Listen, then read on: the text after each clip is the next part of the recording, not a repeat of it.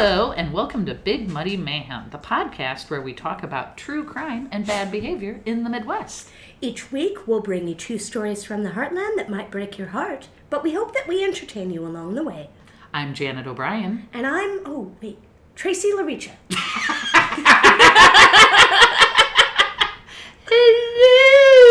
Hello! Are you sure you're Tracey? I guess so. I can be. You know what? Today you're gonna be Tracey. I will be Tracey Laricha. Awesome. I'll be Janet O'Brien today. Okay, sure. Great. Well, it's Halloween. Right. It's time for us to put on. Right.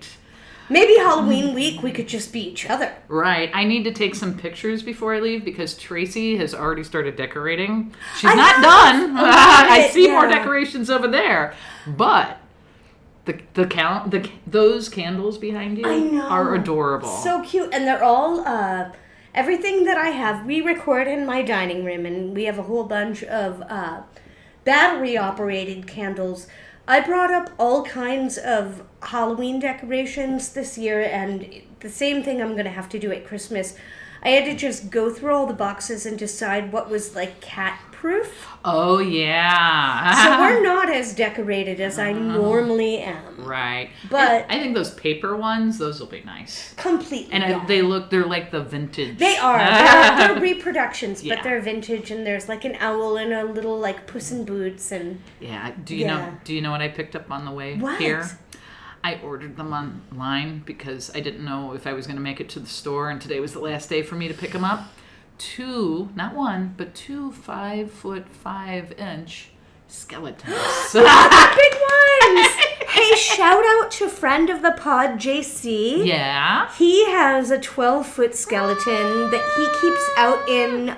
He and Kristen keep it out in their yard all year long. Nice. So hi, JC. And hi, JC. A special little big muddy shout out to Scully, who is their giant skeleton. That's awesome. Yeah, these are they were only $20 each from Five Below. Oh.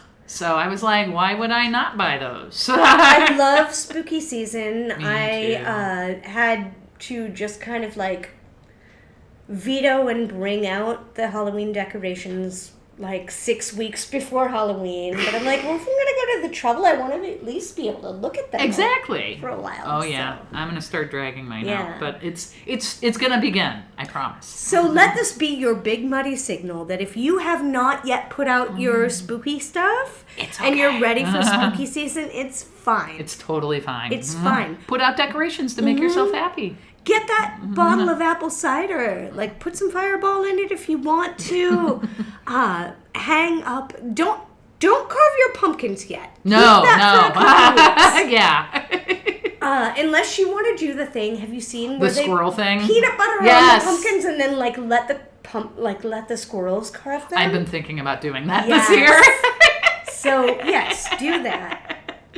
But I think we have some stories today. If we do it here, it would just be some guy on your pumpkin. You there. I'd have to put mine in a place to where my camera would see them. That way I could see it happening. I would want to see it happening. Yeah. All right. Well, we're getting ready for spooky season. We're going to talk to you again at the break about our live show coming up on October 9th.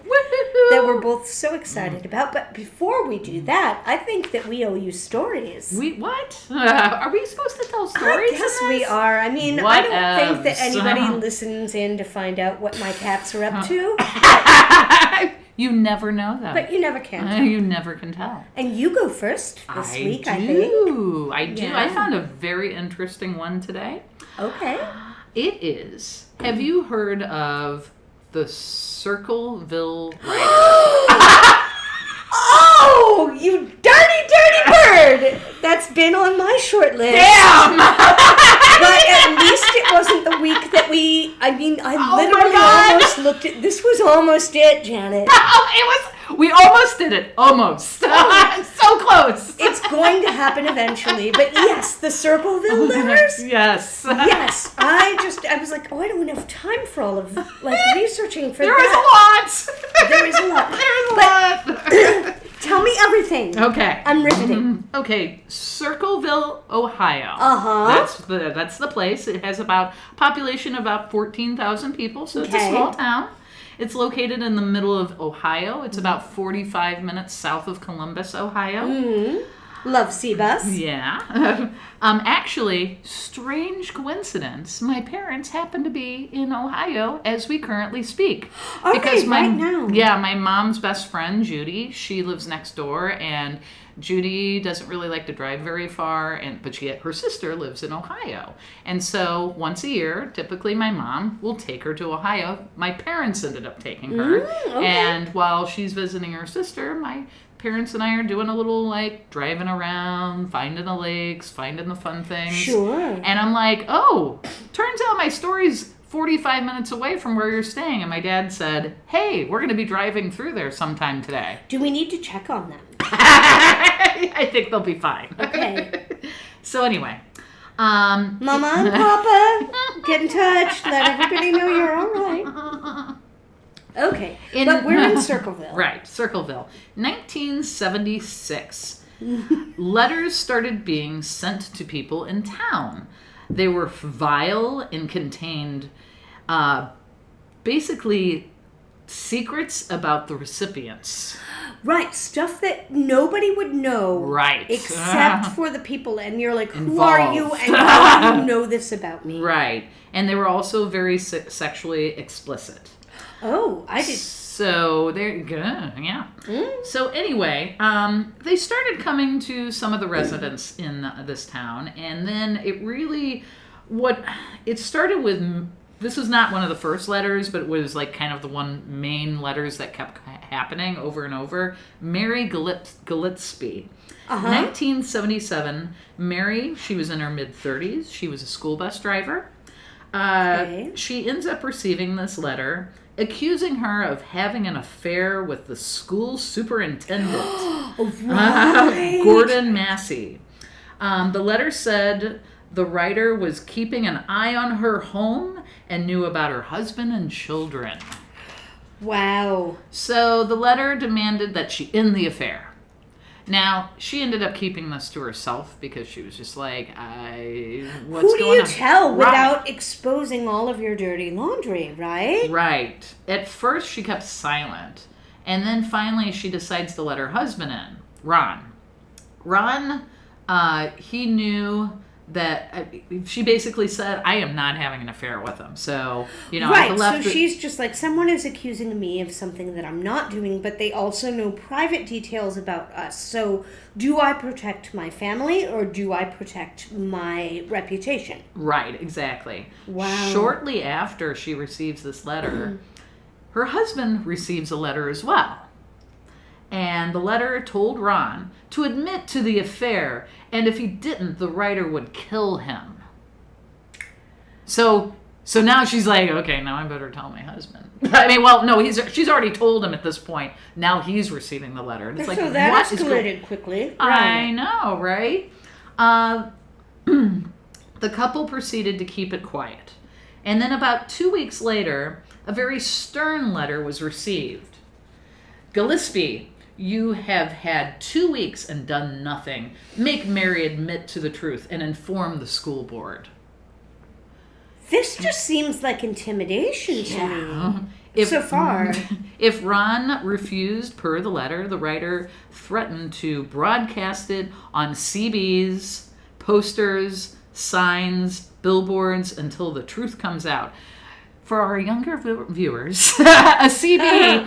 CBs are still used today. They're used in basically long truck driving. If you remember your grandparents talking about dial-up, this was kind of like what happened before that. I remember as a kid getting, like, my parents had a CB radio, and when we were on vacation, it was the biggest thrill to be able to breaker 19, and see if you could get anyone to talk to you. I'm pretty sure there was so many, how many movies were there about, like, big truckers in the 70s? Oh, gosh, a bunch. So that kind of made CBs pretty popular. My mom used to have a Plymouth, this big, gigantic Plymouth, and she had a it was yellow and that dark tan color, and my dad bought her a CB that was yellow and dark tan color and matched her car. And it was both practical and social. Right, exactly. Like, number one hand, like, if you're out there on your own, yeah, you never know when you're going to, like, blow a tire, and you might just be out there in the middle of freaking nowhere, and you might need help. Because there weren't any But cell on the phones. other hand, if you're out there, and you're out there by yourself for hours and hours and hours, who else are you going to talk to? That has to get lonely. Exactly. The CBs are very helpful. So anyway, so that's what a CB is. So Mary and Ron, they started to play the waiting game. They're like, okay, we received a bunch of letters. They've been so bad at the wedding game. The letters stopped for a little while, but then the couple ended up telling a couple of people. They told Ron's sister Karen and Karen's husband Paul. So Ron's sister and brother-in-law. Mary felt like she might know who the writer was. There was another bus driver by the name of David Longberry. Okay. She believed David was angry over a past rejection.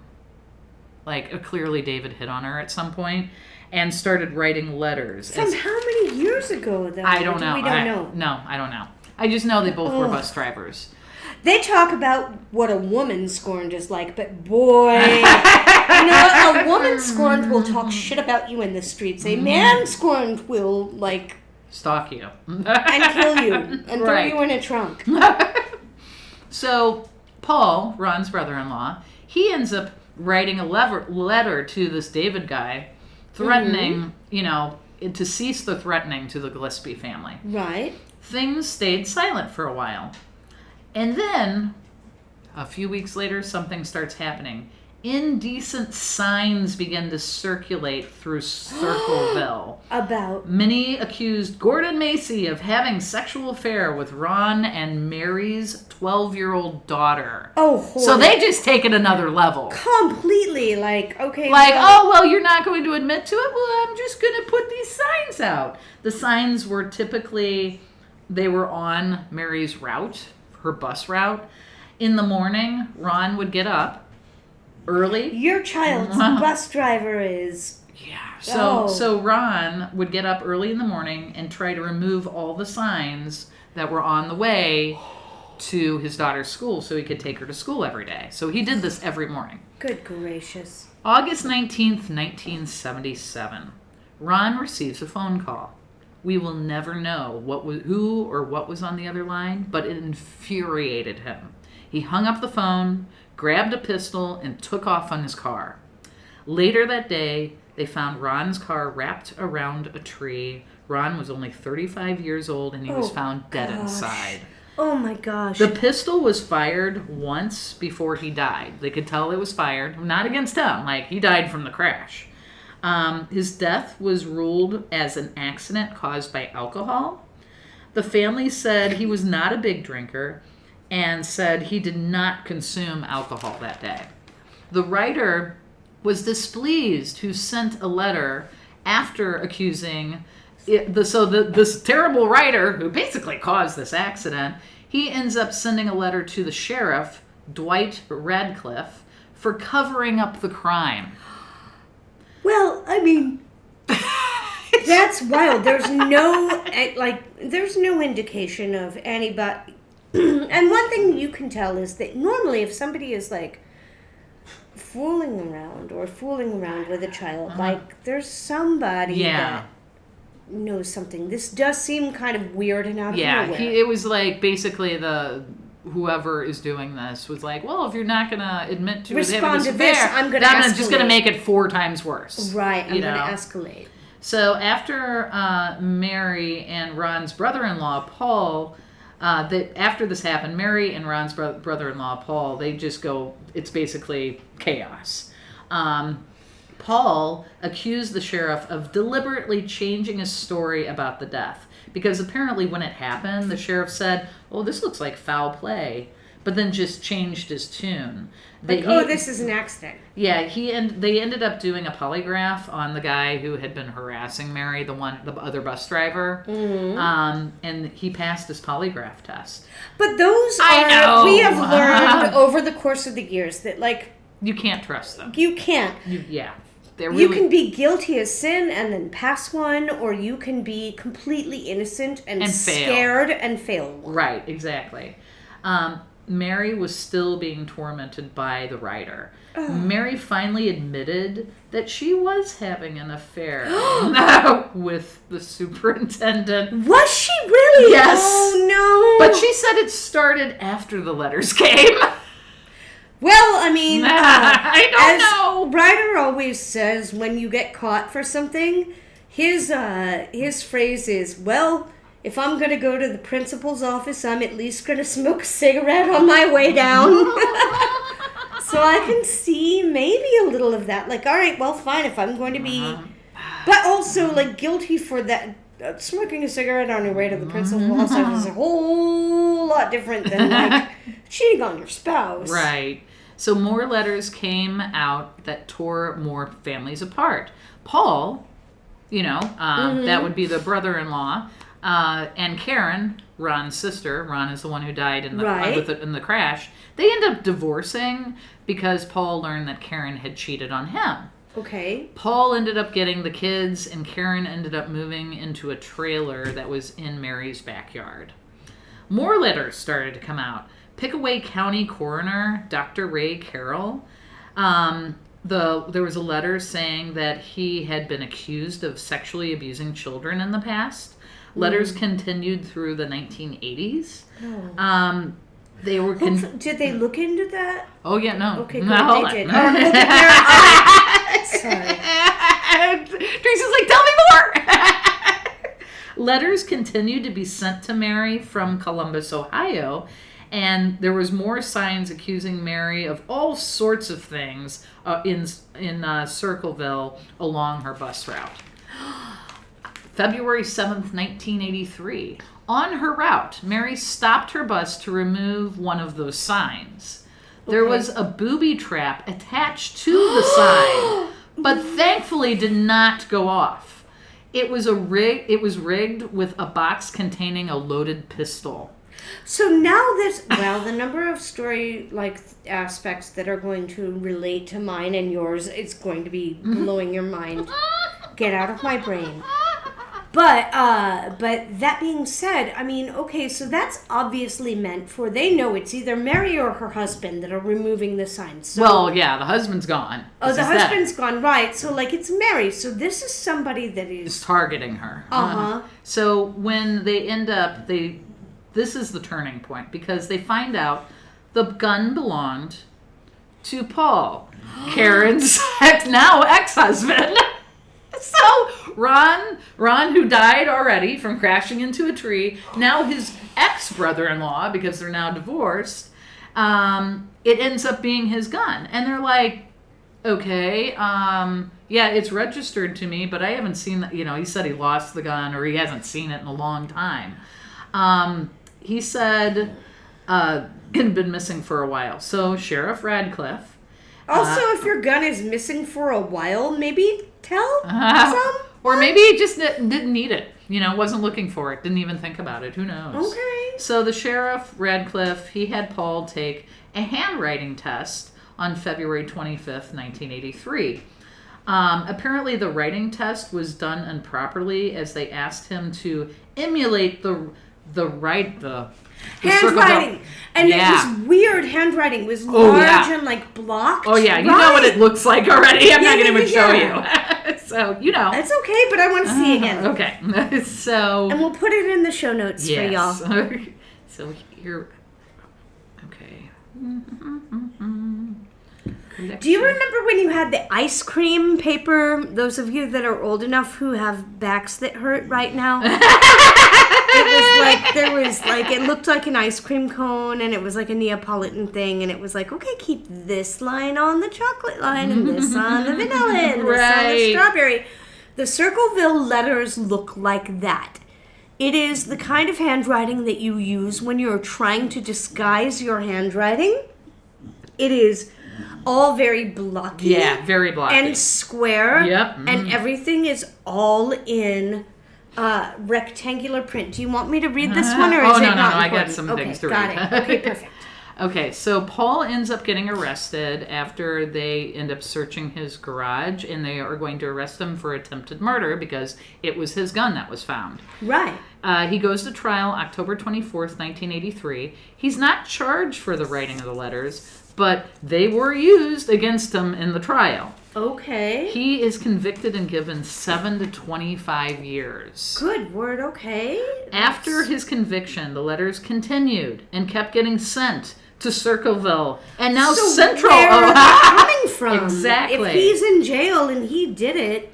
Right, and so the sheriff is like, well, if the letters are coming out, I mean, I get Paul's definitely got to be sending them out. So the sheriff ends up searching his jail cell a few times. He ends up putting him in solitary confinement to try to make it stop.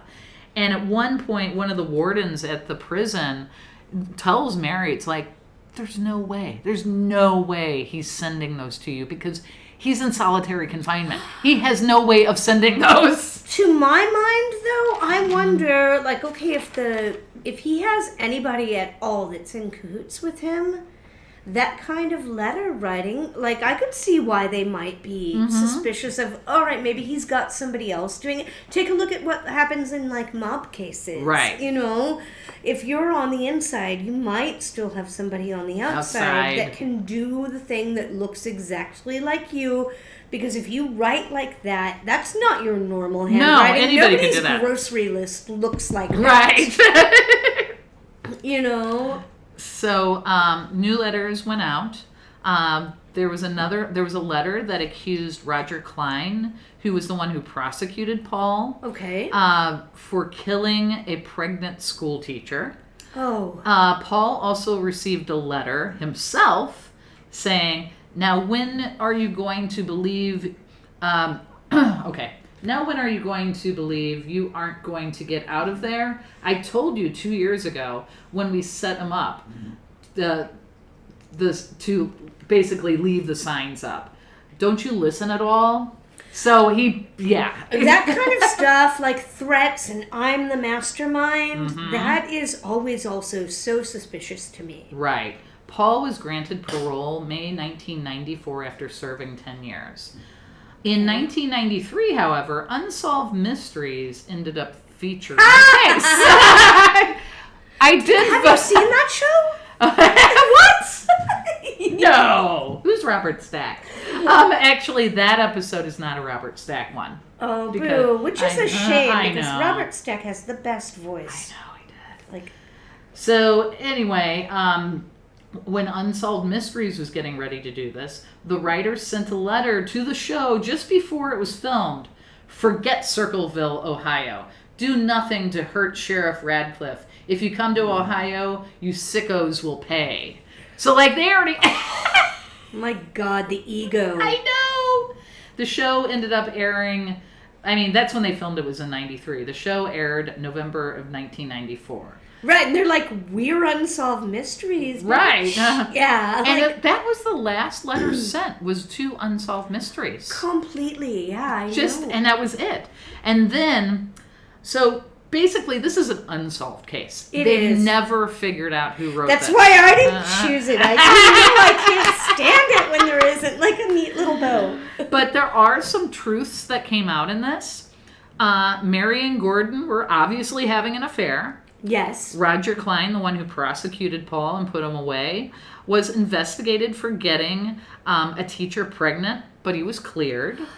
Okay. Dr. Ray Carroll, the coroner that was sent a letter, he ended up getting charged 12 counts of sex crimes and corruption of a minor in December of 1993. David, the one Mary originally thought was writing the letter, did end up raping a girl in 1999 and is still wanted to this day. The only theory they can really come up with is it might have been multiple people.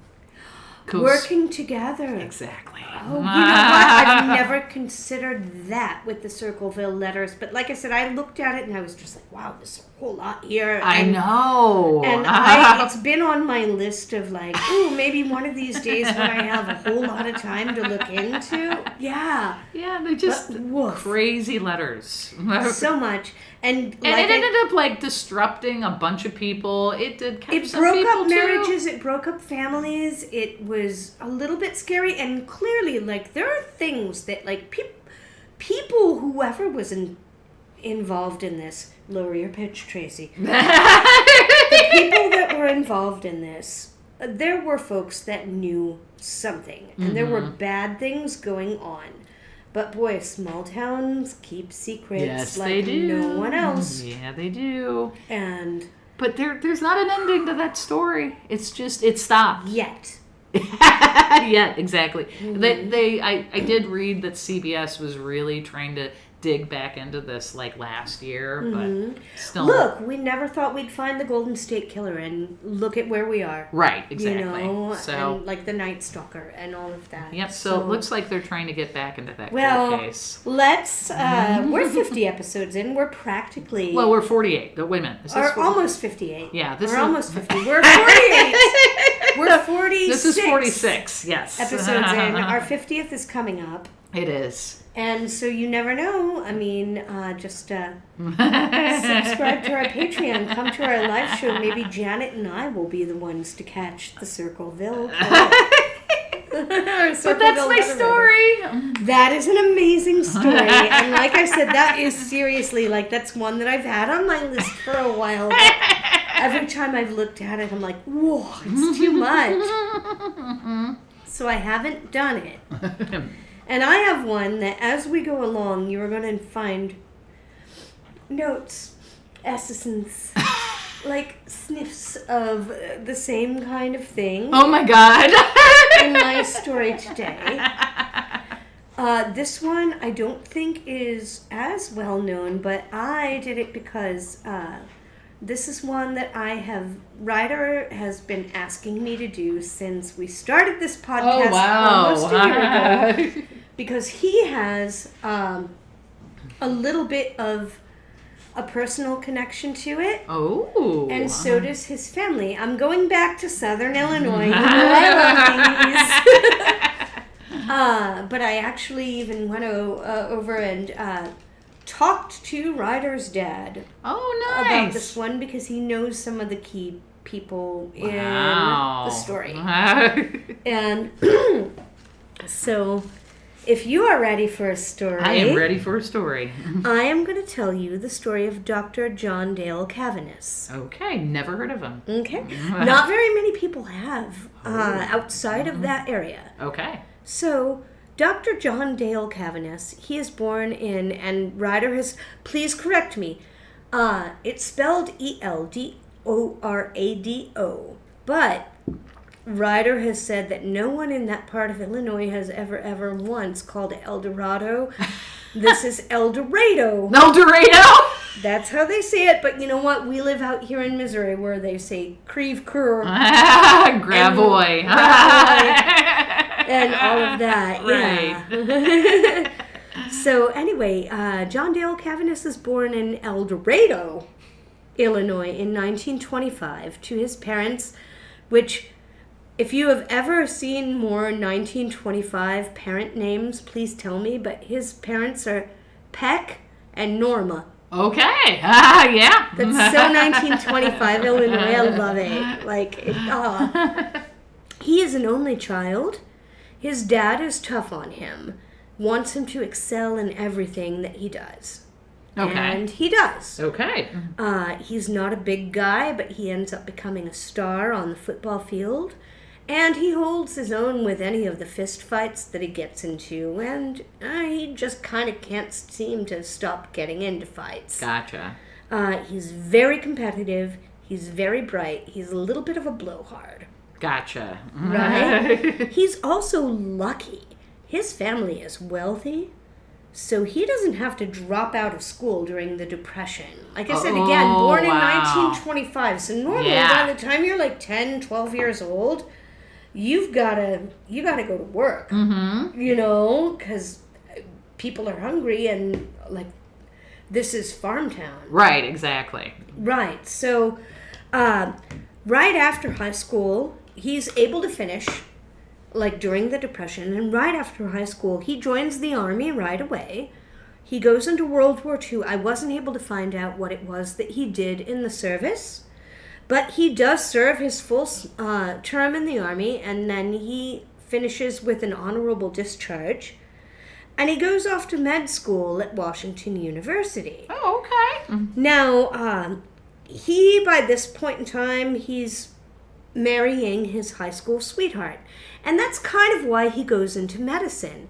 So his high school sweetheart, Helen, her dad was the prominent doctor in town. Oh. And so John Dale Cavaness, who usually does go by Dale, I'm going to refer to him as either Dale or Doc. Okay. Throughout the stories. Gotcha. He's like, all right, I'm going into medicine. Cool. And he thinks he's going to marry his high school sweetheart. He's going to go into medicine. His soon-to-be, he thinks, father-in-law is somebody that is owning or like getting ready to open up a new practice, like a new medical facility. So he's like, all right, well, I'm just going to like marry my girl. Right. Go work with my father-in-law and use the military's World War II money to like get my medical degree. Okay. All right, good plan. Exactly. But so right after college, or right after high school, he marries Helen, but the marriage is very short. Oh, no. Well, he's been overseas.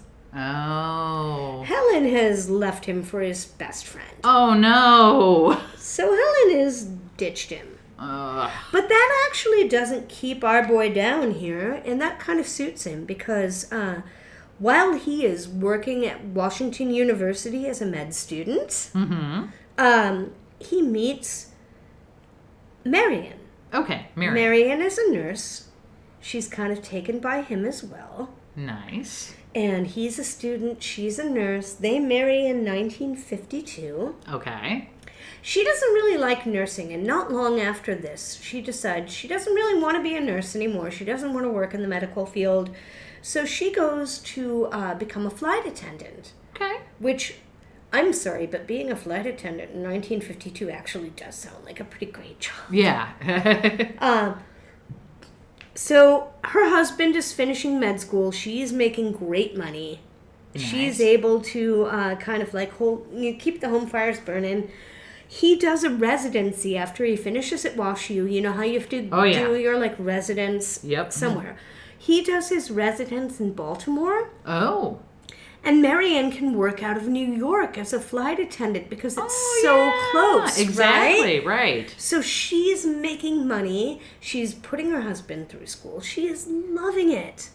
Her charming doctor husband, she lives in the city. She gets all these opportunities for travel. She adores her career. Nice. Dr. Dale, after his residency, he could have gotten a job anywhere. He was doing so well that, like, the hospital that he was working at in Baltimore, ready to hire him. He could have gone and gotten a job in New York, ready to hire him. Again, he's very bright. Right. And he's very competitive. Okay. But instead of all of that, Doc Dale takes a job in St. Louis. Okay.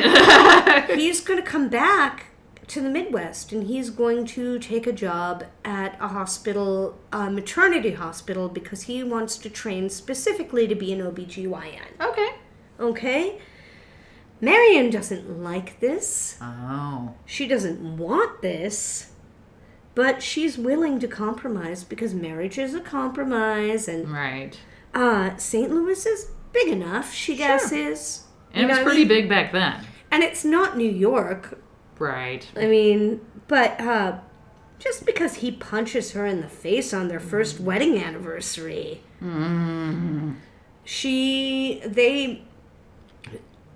they have a dinner at home. They buy some champagne. Neither one of them are big drinkers. Oh. They drink a bunch of champagne.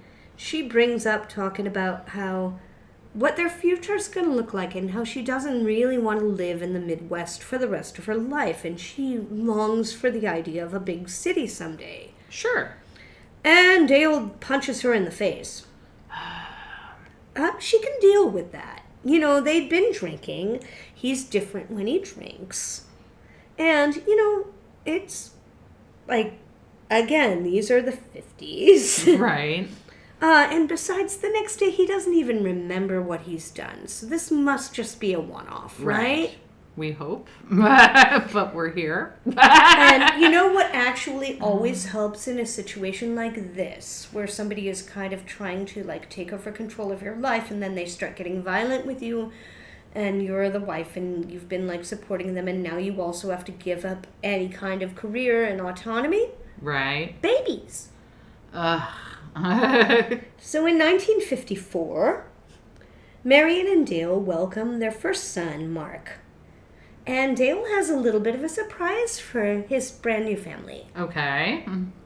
He has bought a practice of his own, and he's bought a house for them to live in southern Illinois, back in El Dorado. No! Where his overbearing mother lives that Marion cannot stand. Oh, this is going to go awesome. And his practice is at a place called Pierce Hospital. Okay. Pierce Hospital was, sometimes like you pick a name and it's not quite right and then you change the name? Mm-hmm. Well, Pierce Hospital was almost Pierce Cavaness Hospital because it was built by his former father-in-law. Oh my God! Because it's a small town. From his ex-high school girlfriend's father, the one that got him into medicine. Yeah. He thought he was going to run it with his son-in-law. So it would have been Pierce Cavaness once Helen and oh my God. Doc break up. It's just the Pierce Hospital. But this is a great place to work. Why would you not want to move your perfectly happy wife and infant son back to a place where they don't know anyone and you're working for your ex's dad? Yeah, that's weird. Oh. Marion doesn't want to go. But again, the time of, that time in history, the deed is done. I mean, at this point in time, she can't even have a checking account without her husband's, permission. Vote! She has never even seen the house that she's going to be moving into and keeping. Great. They move in.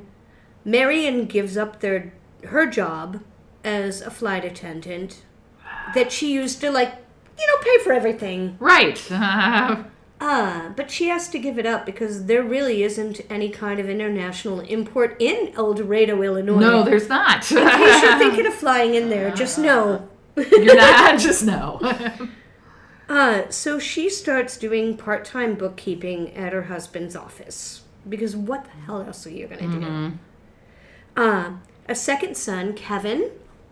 So we have Mark, that's 1954. Right. And then we have Kevin, who was born in 1956. Okay. Eventually, they're going to have 4 sons. Okay. Sean is going to be born in 1962 and Patrick in 1966. Gotcha.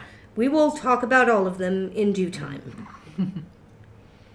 It is a little bit surprising that Dale has time to be a father to all these kids because between beating his wife and running around on her, his schedule's pretty busy. It's pretty much just her home alone a lot. But the town loves him. Oh, because he's a big deal doctor. Yeah. He's a hometown boy. He is a big deal doctor. He is charming. He delivers pretty much all of the babies since he's got the OBG. And it's a small town, right? Right. So he's delivering almost all the babies in town. Ryder actually has a really good childhood friend who was delivered by Dr. Cavaness. He also has a picture-perfect family. And I'm going to show you, I mean, this is the 70s, so forgive her hair and the wood paneling. And the youngest son wasn't born yet, but you can see. Oh, yeah. No. They look perfect. Yeah, they do. They look like the Kennedys. She's got that kind of Jackie. She does. She has a Jackie O'Hare. Yep. And he looks handsome, nice suit and tie. Yep. No, they look like a wonderful family. Three well-dressed sons. Yep. And they're all watching television at home together because they can afford a television. Woo. Woo, right? Happy on the couch. The town loves him. He is charming. He delivers the babies. And he also takes all of the cases that nobody else will. Medicare or whatever was like public, right? Assistance before Medicare. Mm-hmm. Workers' comp things. All of these cases that normally private insurance agencies won't take because they don't pay as much. Oh, okay. I mean, let's face it. If you're going to have to pay Medicare, you're going to have to pay. If you're a doctor and you're getting someone from Medicare, you're getting someone from Anthem. Right. Or UHC. Who's got more money? Right, exactly. The insurance companies. So he's willing to take these. This is a poor town. I mean, this is rural Illinois. Mm-hmm. He'll take those cases. And if they don't have the money at the end of the day for like the copay or whatever insurance shifts off on them and won't cover, well, he writes it off. Okay. So he forgives a lot of unpaid balances each year.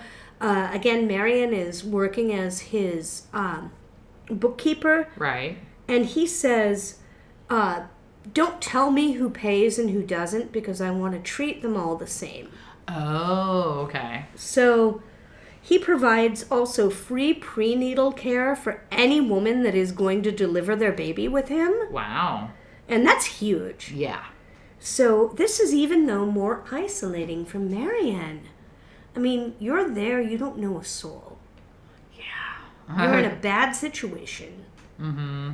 Your husband is punching you and berating you. Controlling all of the money, because you work for him now. Yeah. And he's also the town hero. So, they're just going to believe him, not her, right? Who can you go to? Right. You can't go to the police. You can't go to your pastor or your church because he's doing all these good deeds for all of these poor people. Right?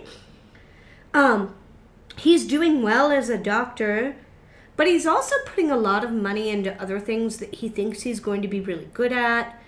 Apparently, he at one point thought that because he knew so much about genetics, he would be great at farming cattle. Because you can know, I'm going to breed this cow with this cow. Oh, my God. He does poorly with that, and then he also opens a catfish farm. And this is something that Ryder's dad said he remembers.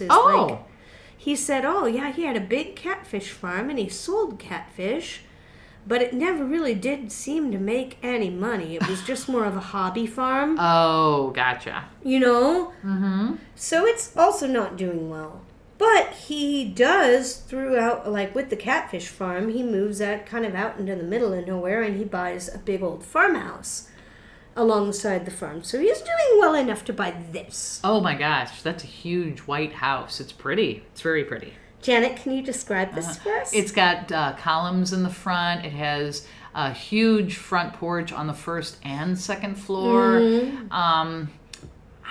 It looks like, it's a big, it even has one of those, there's a word for that where it's not, it's like an indoor-outdoor room that's on the side of the house. Yeah, something like that. I don't know what that's called. Like a sunroom or an atrium or something like that. Yeah, it does. And so he's got all of this.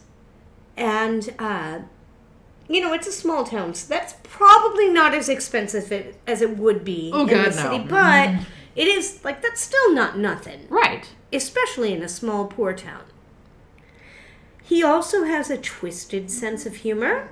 Okay. Uh-huh. There are a few examples of this, and I have listened to a few of them, but in true Big Muddy fashion, I'm going to give you the most effed up one. Okay. You ready? I'm ready. Okay. So he's a doctor. Mm-hmm. He works mostly with, OBGYN patients. Right.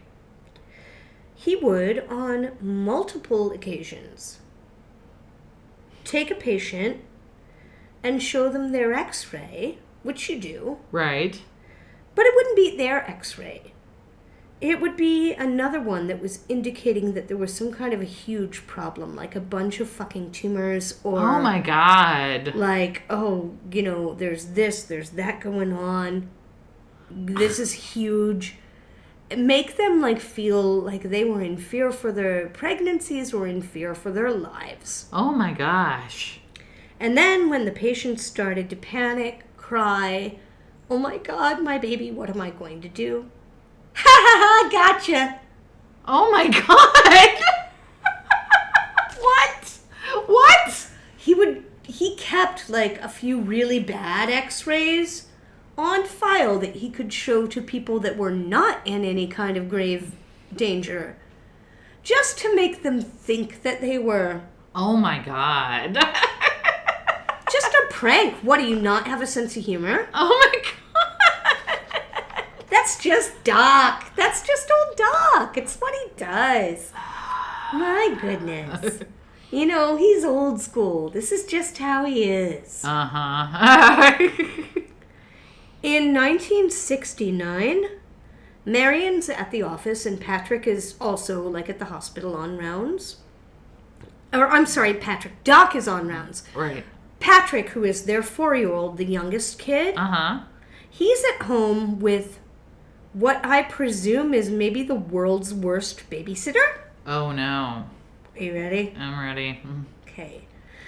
He's playing with matches. He lights the drapes on fire. Oh, no. Patrick and the sitter get out. Good.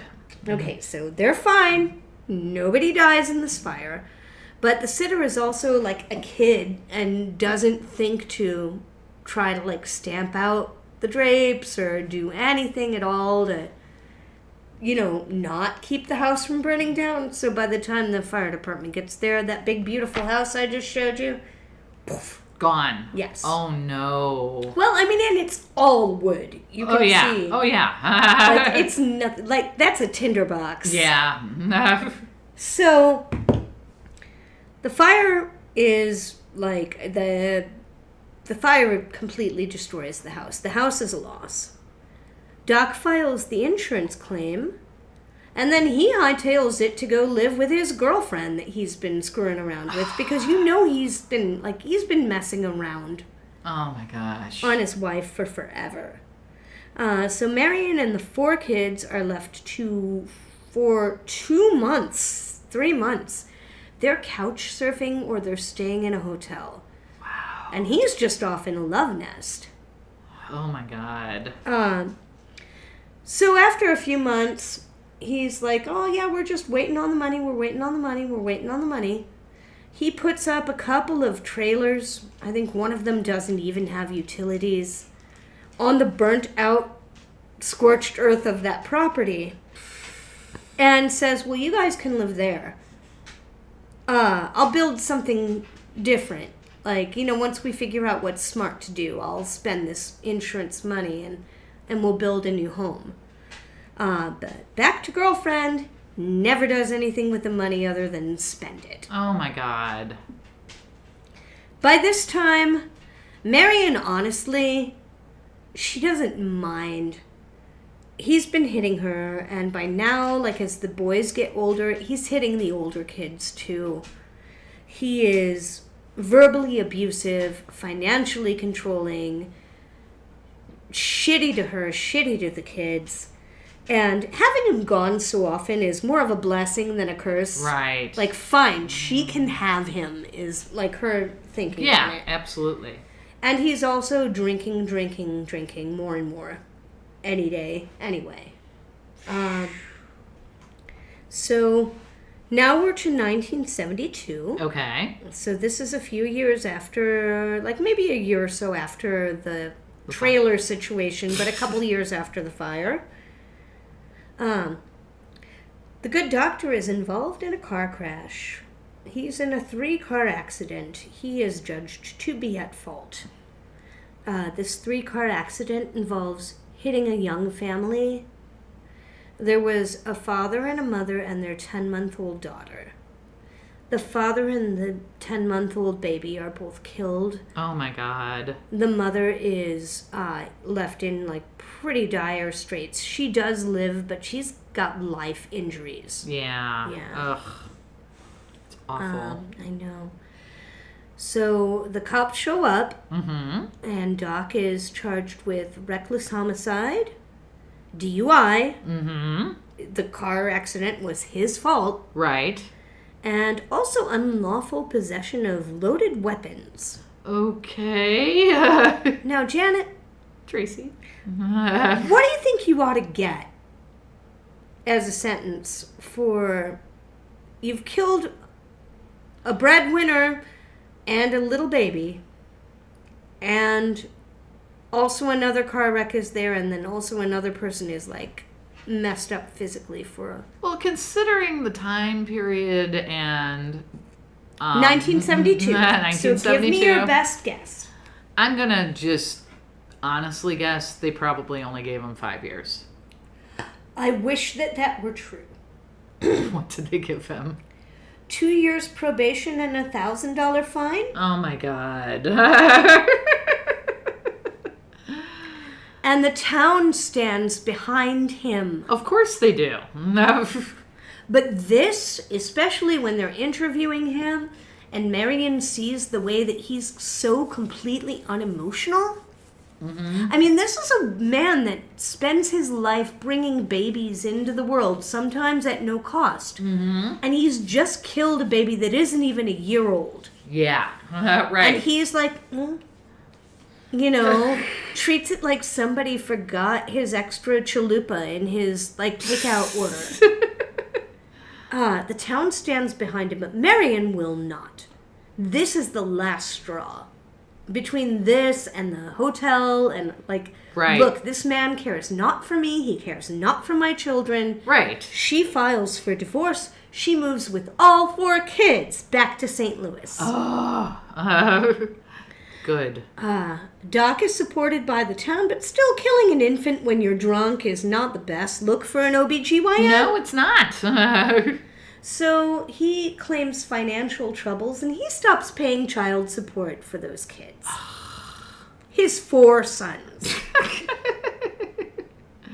Mark, the oldest one, has had to move during his senior year of high school. Oh my God. From small town Illinois to St. Louis. It's not great.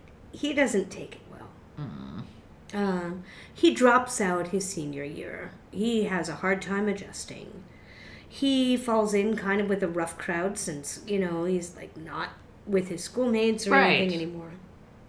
And of course, like, okay, you're a troubled kid and you're a troubled teen. You have one concerned, watchful parent. And you have one kid, like one parent that just never shows up. Right, exactly. Where do you want to live? The concerned parent, but I probably didn't go that way. He moves in with his dad, doesn't he? He does. He moves back over to El Dorado. I have to say it that way every time. To live on a trailer with no utilities and work for his dad at the catfish farm. Oh my God. So he's falling into depression. He's not supervised. He's already kind of starting to, like, get into trouble because he's a kid. Right.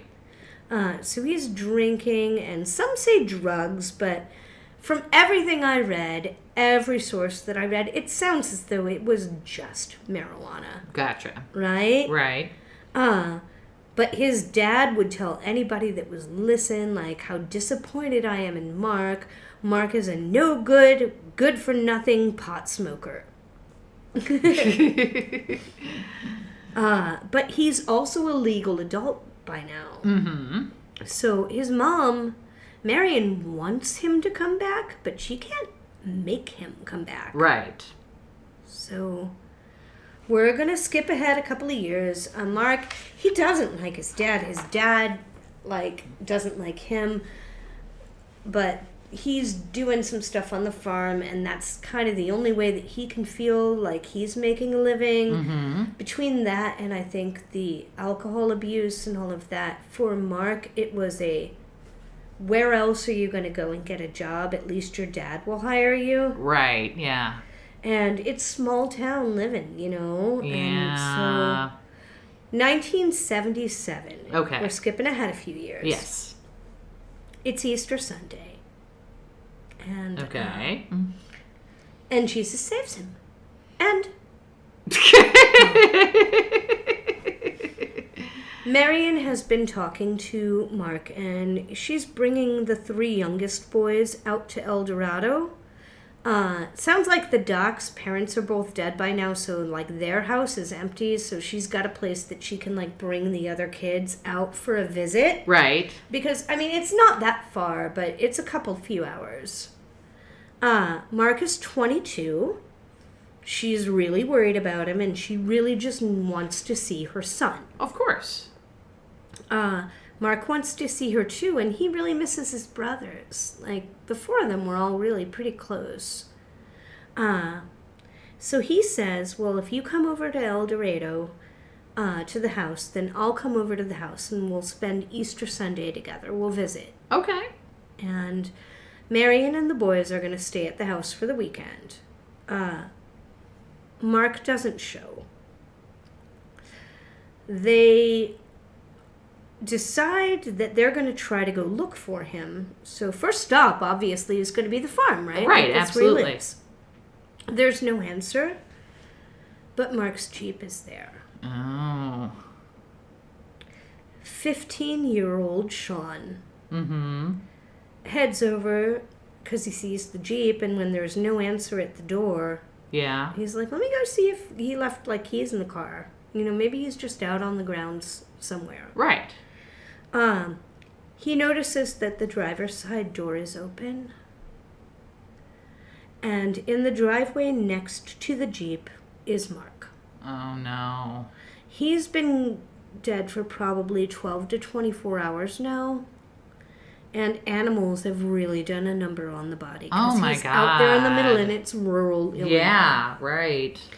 Police are called, but between the local cops and the family, investigators don't have anything to go on from the scene because it's, again, 1977, so all the cops are out there smoking and dropping their cigarette butts on the ground. The family, too, and I can totally understand this. You see this so many times. Like, you see your baby lying on the ground. Tell me you wouldn't run to them. Right, absolutely. Tell me you wouldn't have... Right. You want to like, run. dead or not, tell me you wouldn't have them in your arms. Right, yeah. You know? Ugh. Stuff is moved. No gloves were used. There's all kinds of just chaos. Mm-hmm. That yeah. all that they have to go on basically is forensics at this point. In the truck, there was a shotgun that was almost all the way in its case. Okay. But the barrel is exposed. Okay. There's also a wire coat hanger. Oh, no. No more wire hangers. Yeah. And it's bent to where it may have been wrapped in the trigger guard. You know how some right. people... Yeah. Mark was shot once in the chest. So with this, and with nothing else really to go on, his death is just ruled accidental. They can't say it was homicide. They can't say it was suicide. Right. We just don't know. Right, absolutely, no. But sometimes people just luck into things. Okay. Doc. Mm-hmm. He had just put out an insurance policy 2 months before Mark died. Oh, no. On his 22-year-old son. Uh-huh. You know, because 22-year-olds drop dead all the time. All the time. Healthy, 22-year-olds all the time.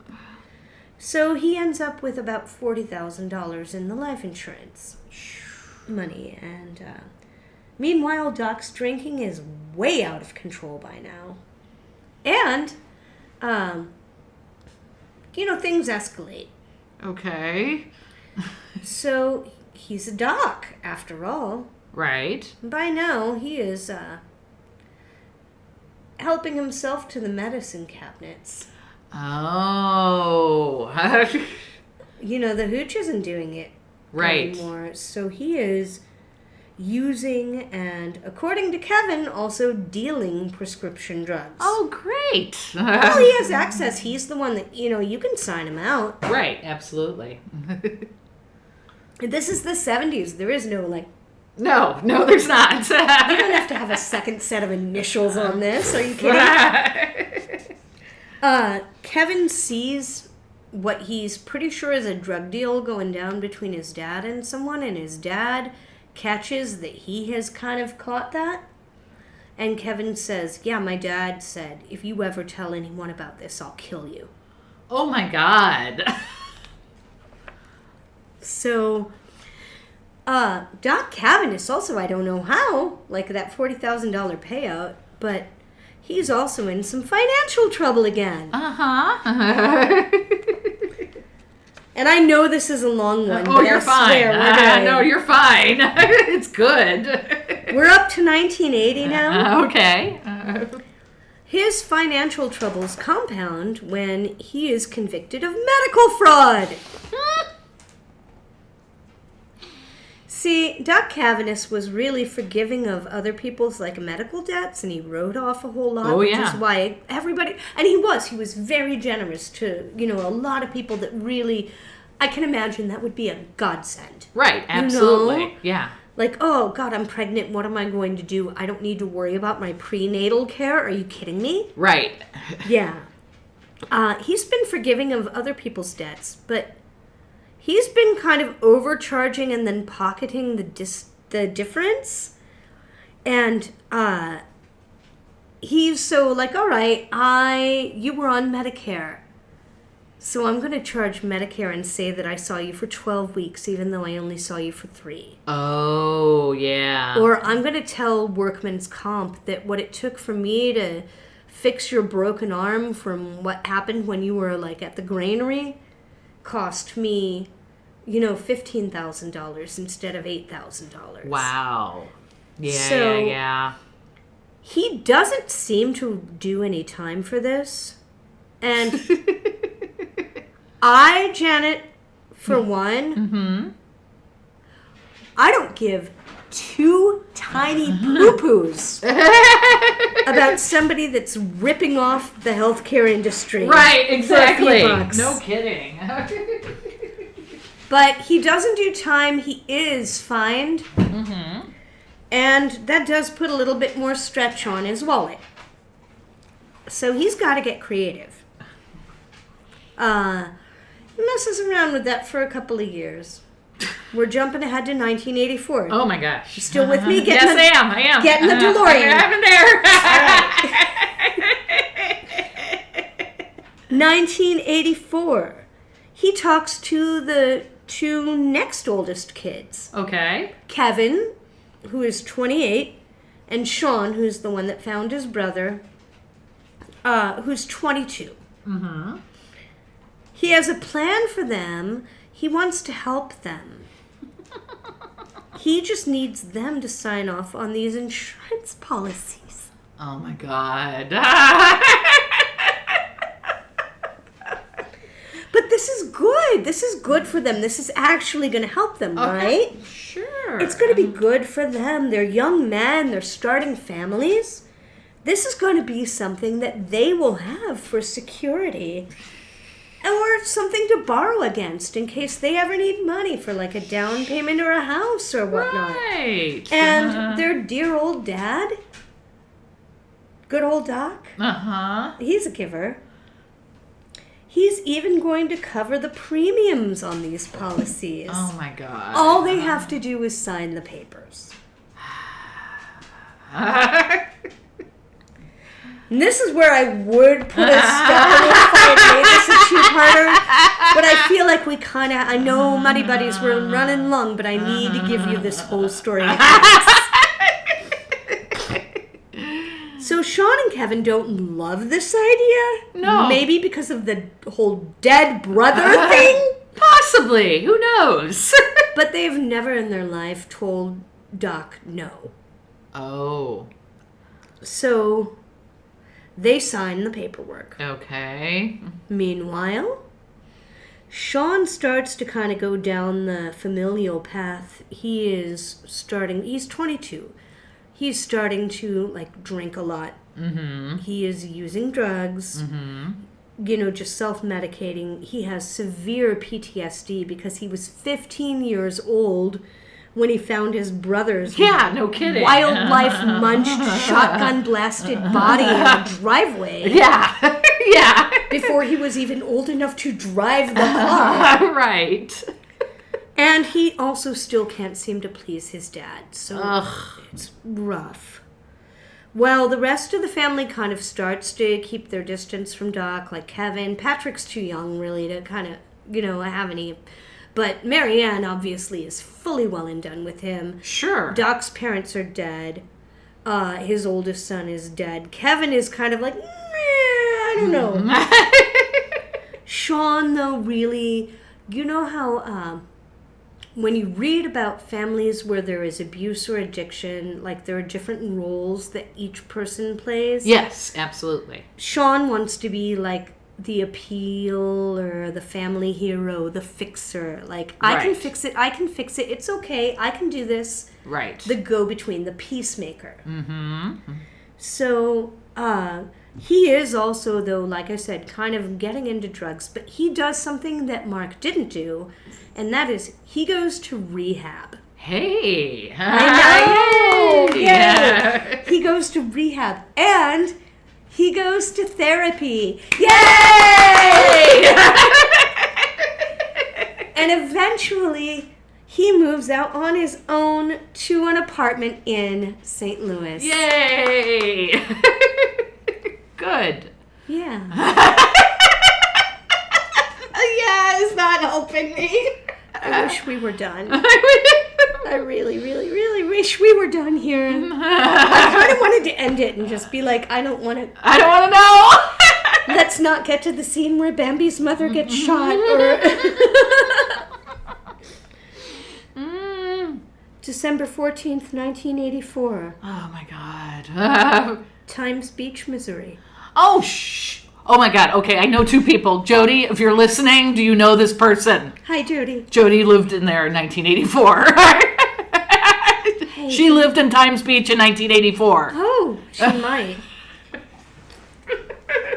All right. Okay. Keep going. He's built a great house. He's like a toy maker now, and he met and married somebody that made fudge, like at a tent next door, and everything is fine with Sean. Lies. They're lies. I know. Go ahead. All right. Well, we wouldn't have a podcast. No. All right. A farmer is going out to feed his livestock and runs across a body. It's a man. He's shot twice in the head. Okay. Twice in the head? Okay. Yeah. I wish that I could say that this is Doc. Mm-mm. It's Sean. Mm-hmm. Mm-hmm. You knew that. Mm-hmm. They ID him with fingerprints. He's been shot twice in the head, once in the temple and once in the back of the head. His wallet is missing, and when they investigate the body, his blood alcohol content is high. Oh. I don't know exactly what, but they said it was like ridiculously high. And this is 1984, ridiculously high. So this is probably high. High. Given his history, the police think this is probably a relapse and a drug deal gone wrong. Oh my God. He's been arrested a couple of times for minor drug offenses. He's got a history of abuse. He's been through the ringer. The ringer. He's been through rehab, all of that. They're like, okay, this is probably what happened. But then they call Kevin, the older brother. Uh-huh. And they call Kevin and say, hey, we need you to come help ID this body. Ugh. And Kevin on the phone says, was he shot? And they say, Yes. And Kevin says, I've seen this before. Oh, nice. Go, Kevin, go. I know. Big Brother Kevin is my hero in this story. He's like, oh, and Marianne too, because she did everything she could at every chance that she had. Right. So the police decide that they're going to talk to the folks of the El Dorado Police Department. El Dorado. Sorry. Sorry. El Dorado Police Department. The lead detective was a guy named Jack Nolan. And this was a close friend of Ryder's dad. Oh my God. Which is why, like I said, I mean, when I get to my story sources, I've got a bunch that's out there. But I also sat Larry Murphy down for like an hour and asked him everything. So Detective Jack Nolan, he was also the one that investigated that DUI back in the day when the doc killed that young family. Oh, wow. Ryder's dad also did some tax work for the doctor in his office. So they go and they talk to Doc, and Doc says, well, I haven't seen or talked to Sean in a few weeks, which would normally be not unusual. I mean, he's 22. Right. How... I don't see my child I was going to say, he's your 20. kiddo is just a little bit younger than that. And so if you went like a week or two without talking That's to him, not weird. It wouldn't be cause for concern. Right. It might be like, hey, where you been? What you doing? Exactly. Call me. Check in. Like, you might have the mama worry that's like... I sent him the guilt texts. But, like, all right, so this dad who was never really involved in his kid's life hasn't talked to him for a couple of weeks. No biggie. But meanwhile, back at Sean's apartment complex, remember I said he had kind of like gotten himself cleaned up and moved over to St. Louis? The neighbor couple, God bless nosy neighbors.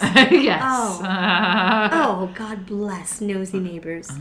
They say that they absolutely saw Doc's car kind of driving around the complex. Oh, no. They recognize the car when they're coming around with pictures. They don't know it's Doc. Right. But it's a married couple, and the woman is coming home from work, and she's like, yeah, this car was like just driving around in circles, and it seemed weird, and I was worried he was following me. So she parks her car, and she like runs up this, you know, you do. Right. Right? Like, all right, I'm just going to get up the street. Exactly. As fast as I can and into my house. Because there's a weird car driving around. Uh-huh. And she tells her husband, and they even go so far as to jot down the plate number. God bless nosy neighbors. This is all taking place the night before Sean is found. Oh, wow. But later that night, they were like, yeah, we wrote down the plate number, but later that night, we saw that same car driving around, but we saw Sean hug whoever was like driving the car. And so we figured, oh, okay, good. It's somebody, you know, like maybe they're just waiting for your neighbor to get home. Right. I mean, I've been late coming home from work before, and you have a friend that's like sitting out in their car in front of your house just waiting to like meet you. Right. I mean, okay. Right. It's like, sure, probably nothing. But there was something about it that set off her spidey sense. So when they're like looking for Sean, they're like, this is probably nothing, but here's what we've got. Mm-hmm. So they figure it's all okay. So what's up, Doc? What's up, Doc? Don't sue me. We are but a poor podcast. So now Doc, who hadn't talked to his son in weeks, has been ID'd. And now he's got a different story. Mm-hmm. It's a good one. Okay. So he says he and Sean went out to kind of talk things over and bond. Mm-hmm. And that Sean was drinking again. And so they decided that they were just going to go out and have some drinks and hash it out. Okay. And somehow, in the middle of like driving around, after going out to like drink and father-son bond. Mm-hmm. They end up driving around somewhere near Times Beach, and he says, "For the scenery." Janet, Tracy, can you please tell the good people roughly what Times Beach? I would love to tell you about Times Beach. That's its own episode, but like it'll be its own thing. I know, but I will just tell you, Times briefly. Beach. It's right off of 44. It's a pretty small town.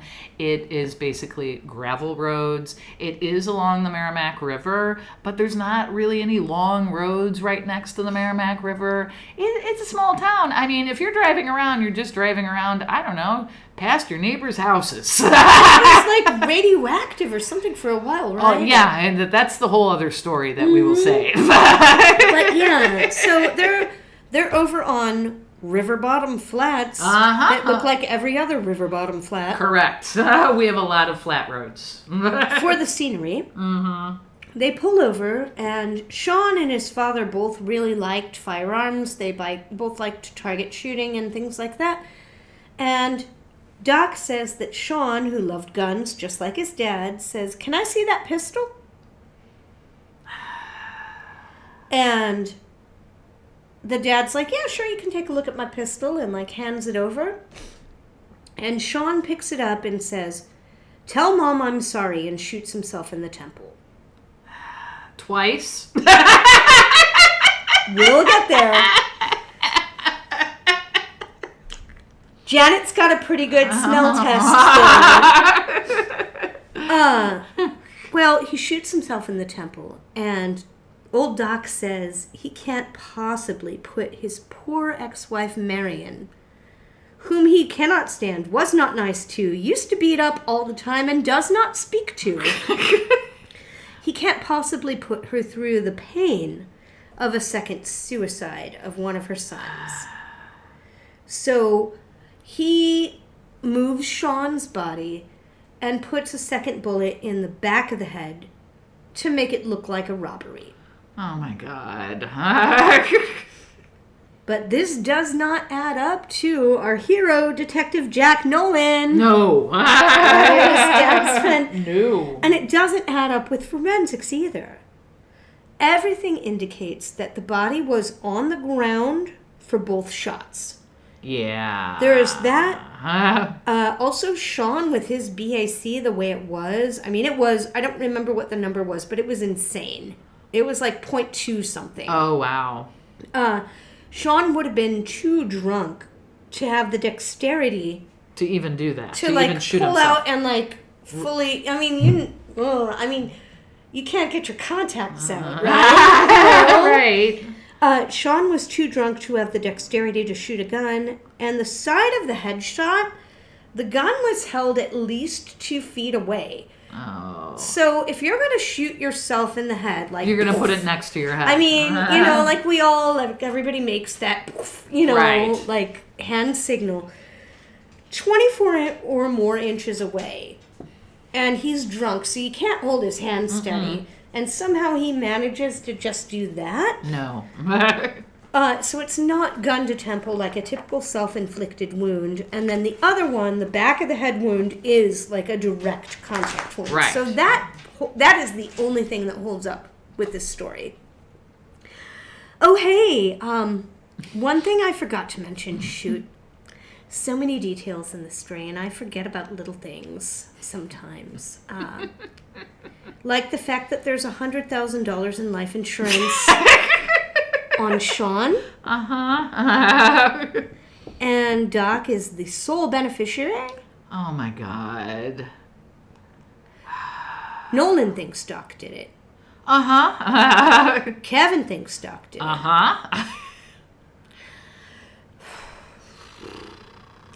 The town rallies behind Dr. Cavaness. Of course they do. For every Ken McElroy, there's a Doc Cavaness. There's just something with small towns, right? The locals, most of them are current or former patient families. Almost everybody in this town has had someone that has been helped out by a doc. They raise this small town, like where people can't afford to pay to like deliver their babies.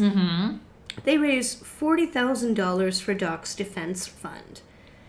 Now, El Dorado is... They can't even afford to be called El Dorado. They ain't even got Dorado kind of money over there. They are not the lost city of gold. They're like the lost city of hope that there are cushions that have coins in them and maybe you can go to Taco Bell. They raised $40,000 for Doc's defense fund. They think that he's being framed. Oh my God. Now, this goodwill effort means that the story makes national news. Oh. A local person is quoted in the Chicago Tribune as saying, take a breath. Okay. Ready? Ready. Are you sure? I'm positive. Well, if he did it, I hope and pray they can't prove it. Oh my God! Oh God! If he shot his 22-year-old son in cold blood, I hope and pray they can't prove it. We must fix healthcare. Yeah. But Jesus wasn't on duty that day. And so Dr. John Dale Cavaness is charged in December of 1984 and brought up on first-degree murder charges. Uh-huh. Now, he's... The jury deliberates for 3 hours. Wow. Janet. Tracey. Tracy. Guilty! Woo! Because he was tried in Missouri and not in Illinois because, remember, Sean was killed on Times Beach. Yes. So, and nobody knows who he is in Missouri. Right.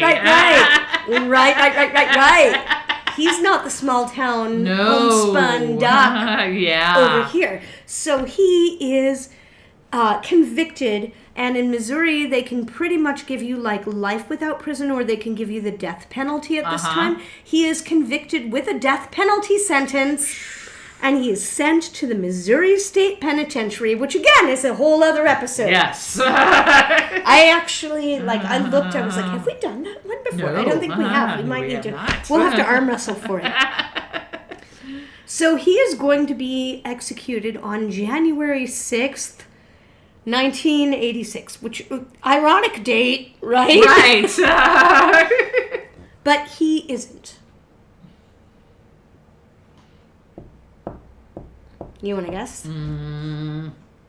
He didn't let himself live to, or did he get pardoned? I assume the first one. I wish it were the latter. Or I wish it were... Yeah, well, I mean, I guess... Actually, I wish he would have seen his sentence. No, it was not a pardon. November 17th, 1986, Doc Dale is found hanging in his cell. He hung himself with an electrical cord, which, what is he doing in a death row jail cell? Who knows? I mean, who knows? With an electrical cord, but, you know, that's what he does. He takes himself out. He takes the coward's way out. He is 61.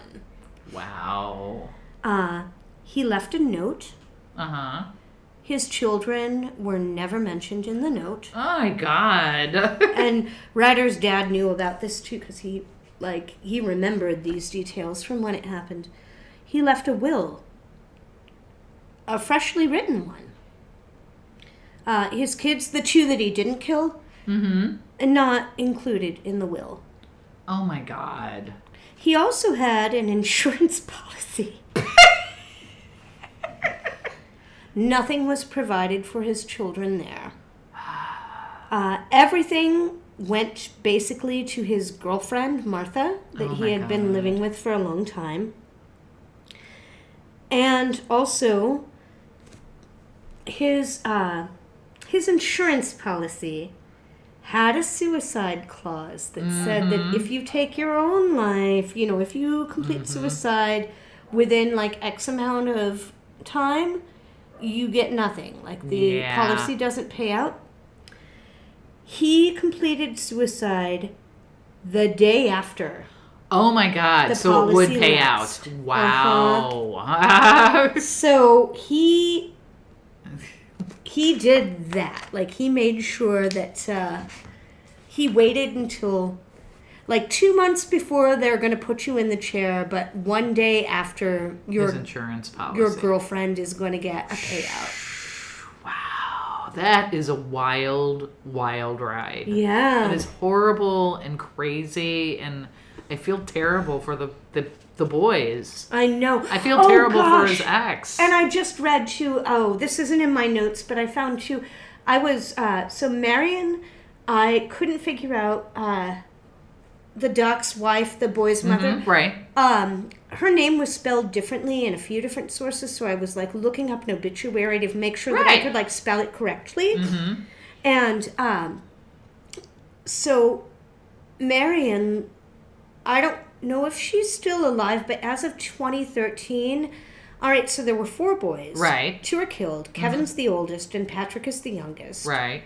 Patrick is, as far as I know, still with us. I don't know if Marion is still with us, but, like, Kevin in 2013 or something like that passed away due to cancer. So this poor woman has had to bury 3 of her 4 sons after having this monster for a husband for so long. That is crazy. So I feel so badly for her, and I hope that whatever else happened in her adult life, that it was like some kind of like joy and peace and whatnot, because God, she went through it. Right. Through it. That is crazy. And I have a ton of sources.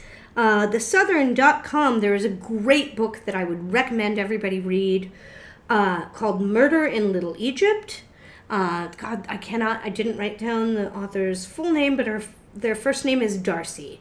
Darcy. So Murder in Little Egypt, that's the only book by that title. That whole area of Illinois is sometimes known as Little Egypt because it's in like a river valley. Right. You know, thelineup.com, Crime Lines and Consequences, which is a podcast that is really interesting, and it focuses on like narcissists, where one person is like a true crime writer and the other one is a family advocate. So they look at the crime and then they look at like what the relationships were that caused that to happen. Also murderpedia.org, also hubpages.com, also theSouthernIllinoisan.com, also MidwestCrimeFiles.com, and also, first and foremost, many, many thanks to Larry Murphy, who will never listen to this podcast, but Ryder's father, who had a whole lot of first-hand information.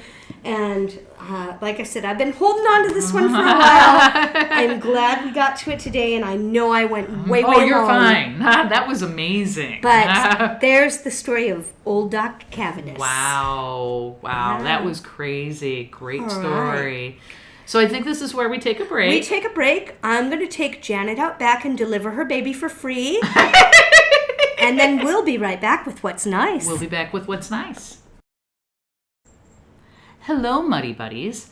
This is your commercial that's going to remind you again and again and again and again. Until it happens. On October 9th, which is a Wednesday, from 6 to 9, we are celebrating our 1-year anniversary. Big Muddy anniversary! That's absolutely true. We really appreciate all of the listenership and all of the suggestions and feedback that we have gotten from you over the year. Please don't, keep them coming. Leave them in the show notes. Let us know what your favorite episode was. Let us know what kind of stories you like. But most importantly, come and see us on October 9th at Third Space. It's located at 4601 South Broadway. Mm-hmm. We are going to do a live broadcast. Absolutely. And it's going to be fun, and we're going to bring 2 stories like we did just now. Haven't picked my story, but I have my dress. So do I. That's right. So that's what counts. And if you're very special and very lovely and you show up, then you might even get a slice of cake. Yes, because there will be cake. There will be cake. But yeah, we really appreciate your listenership over the last year. Please check out Third Space if you are a creative in the St. Louis area and you are looking for a wonderful, just collaborative spot to be able to do whatever your bright little brain can draw up, then this is the spot for you. Absolutely. And in the meantime, if you just want to listen to a couple of dum-dums wear matching dresses and tell a podcast, come see us. But yes, so come see us, and don't forget, we are located on all of the podcast venue things, Spotify, YouTube. 5 stars, nice reviews, all of that. I mean, I know it seems so silly, but honestly, when you're getting started in the podcast game, that is really what makes or breaks you. So we appreciate you. My cat is getting into the box where his treat toy is, so we're going to say goodbye for now and get muddy. See you October 9th. Subscribe to our Patreon. Come and see us October 9th. Also leave us a nice review. Cats! And we will be back with What's Nice. We'll be back with What's Nice. Welcome back. Welcome back. And now it's time to do What's Nice. It is time to talk about what's nice, and I think you go first, Janet. I do. So I'm going to go back to Circleville, Ohio, because that's where mostly everything was. Is it a post office? No.